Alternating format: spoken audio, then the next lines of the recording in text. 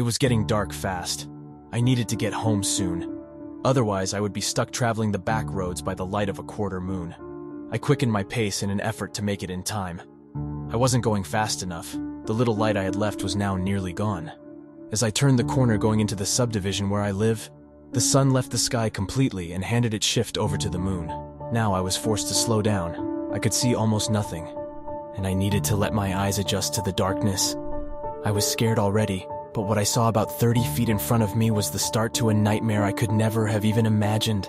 Standing in the middle of the road was what looked to be a man staring straight at the ground. Once I got closer, I discovered the man had almost nothing in common with me. He wasn't wearing clothes, but that wasn't the strange part. It appeared he was made of sticks. Not sloppily with 3 or 4 sticks, but what looked to be thousands upon thousands of sticks carefully placed with no gaps between them. I was still about 10 feet away from him when he revealed his final deformity. He slowly lifted his head to show a featureless face. The only human-like feature was 2 oval-shaped indents where eyes should be. Him being in the middle of the only road home forced me to walk right by him. I wasn't any more scared than I had been before, just curious. I continued walking towards him, his only sign of interest being that his head would follow me. Even though he had no eyes, it appeared he still was capable of sight. It was time to pass him. I kept an eye on him to see what he would do as I briskly strode past him. Fortunately, he didn't take one step. He just shifted his body to keep watching me. I sighed with relief and kept going.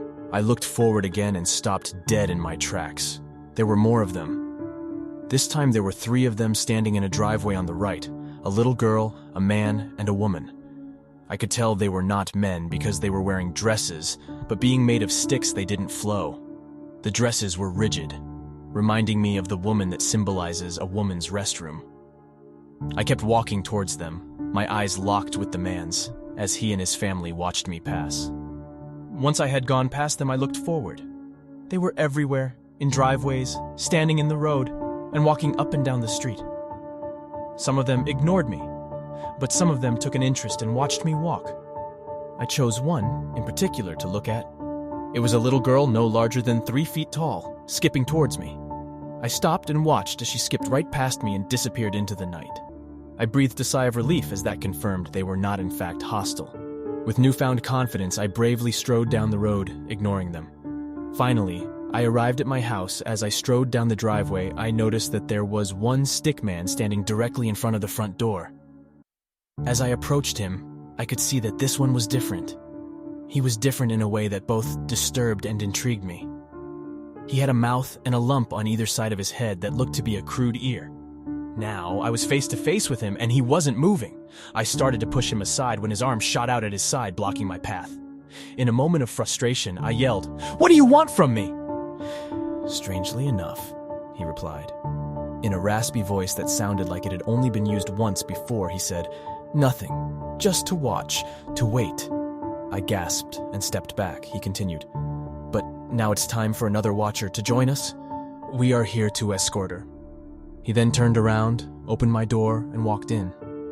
Cautiously, I followed him. The watcher walked through my unlit house like he lived there. As he silently descended the stairs to my daughter's room, I began to become worried. The door at the bottom of the stairs opened with a loud, long creak, and he walked through it. Trailing behind him, I stood in the doorframe as I watched him pick up my 7-year-old daughter, Jessie, from her bed. "What do you want from her?" I stuttered out. "It is her time," was the only reply I got. As he walked toward me, Jessie in his arms, I saw a change in her. She was no longer completely human. I could see that she was turning into one of them, starting at the extremities and moving to her heart and head. Her ears, nose, and eyes were slowly becoming lumps on her face. Maybe it was because of fear.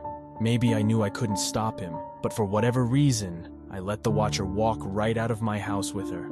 I stood there, afraid and confused, as the monster purposely walked out of my house with my daughter. I decided to follow him. He was already outside, so I sped up the stairs and into the driveway. Once my eyes adjusted, I could see there were 2 lines of watchers on either side of my door, leading all the way into the forest on the opposite side of the road. There being only one way to go, I walked down the funnel the watchers had created and slowly caught up to my daughter's taker. As we reached the forest, I realized it was too dense to continue after him.